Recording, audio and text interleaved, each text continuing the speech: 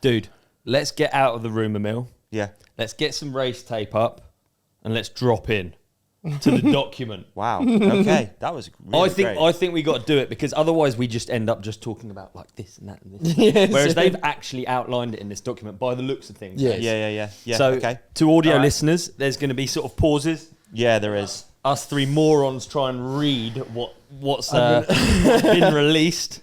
So there's the first one. If we Leaked. use the what? Allegedly. Okay, the first one allegedly. Or the first point then. All right. Okay. Let's just go through a few that stand out to us and people that seem to be talking about this online.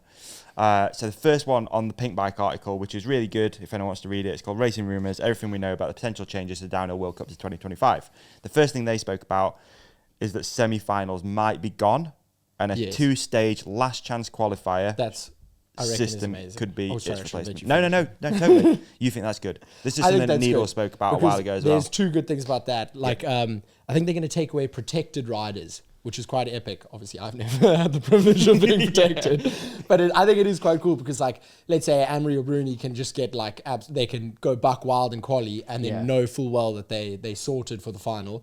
Semi-finals has been pointless for 2 years now. Like, it's literally a pointless race. Yeah. I don't think they even broadcasted it this year, which was kind of crazy.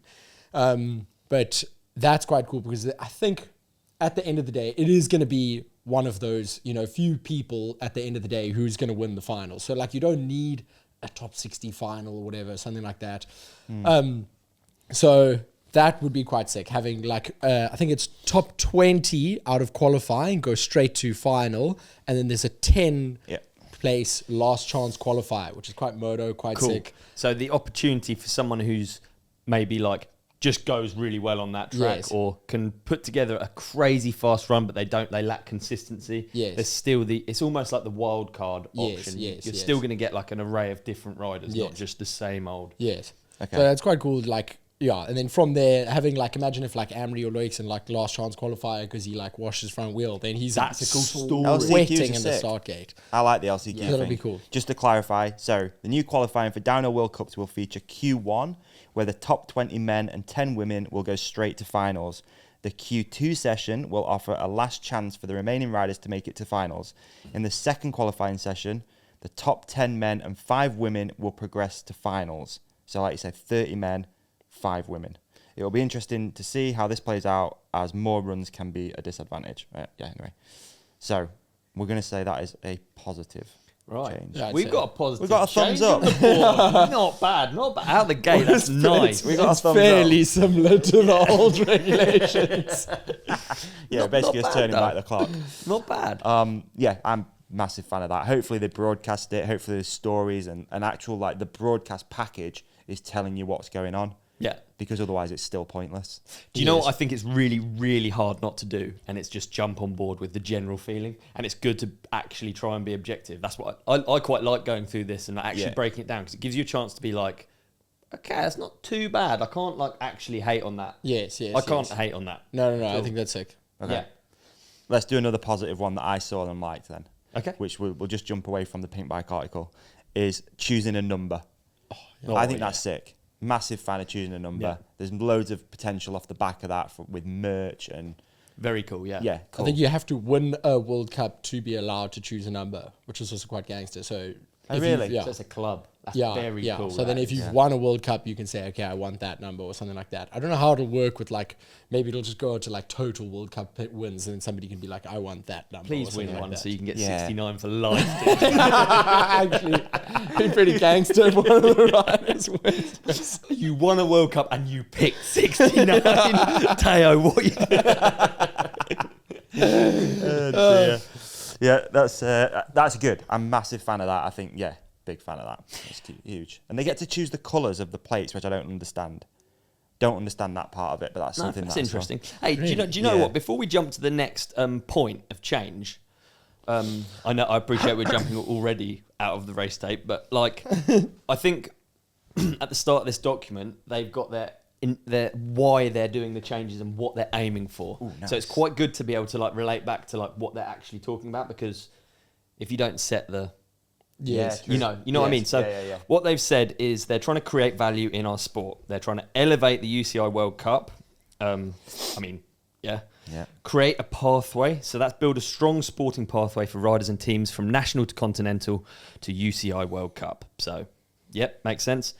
So that implies that they're actually trying to, build the Infrastructure route almost to behind the it. route to World Cup. So they're not thinking about it, in theory. Multi-year commitments to teams. So support long-term planning, budgeting, long-term. Okay. They failed at that one at the moment. Yeah. Team focus. So greater exposure for brands, increased value of teams. Aren't you on that one? No. Yeah, team focus. That's good to know. Thank you. Might have a chance to get me between the tapes. Clear rules, build rider identities. So that goes with what you've just said about the numbers, building rider identities. Very cool. Teo 69, like it. So what they've said in parentheses there is build heroes and increase fan engagement, which is what they do in Formula One pretty well, I would say. Yes. Yeah. Because there's fewer, quite simply, but like also. Do they do it well in road cycling? No, road cycling. I mean, if you're a domestique, you can have like 5,000 followers and you're.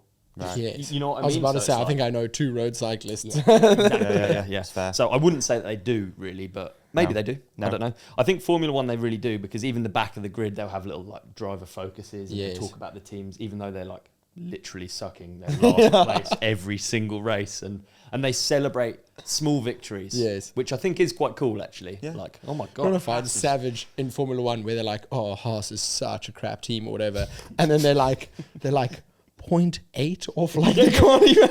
It's like it's not as if they built like a cardboard box at the back of the grid. Like they're like 1/1000th off the like quali time, whatever, and they're like rubbish. It's so harsh. true. Yeah. So harsh on teams. It's not like the car is slow and people are like, the car is slow. And last but by no means least, promotion to provide more opportunities for marketing, media, and fan engagement. It's kind of links with the last one. But Yeah. sorry to put a brakes on the. No. To be mate. fair, on that the is list. that is quite a bit of marketing. You know what I This mean? is Like, spiel. yeah, This that's is, spiel. That's like, oh, we're gonna do this. Like, call of it course you are, guys. These documents largely are poo sandwiches, aren't they? So to frame that means you start on a good, you dump a load of stuff that no one wants to hear, and then you end on a good, and then it leaves a nice taste in your mouth. It's very Not true. of poo. Okay, so the second point that they covered here was, I think you just touched on it, Teo. There could be no protected riders in finals. Yeah. Okay. Okay. Hey man, what an episode that was. You did amazing in it. And so did you. You shone like a star. You shone like a moon. Can we also put something up here that you can click on for the next episode? How about we put a subscribe up there in the middle? Yeah, love We're going to put a video we think that our lovely companionship will love on your face. On my face? Yeah. So And they on can't see me now? Gone. And on my face, another video that we think people will love. And thank you for watching. Thank you for listening. Please hit like and subscribe. You guys are the best. Peace and love.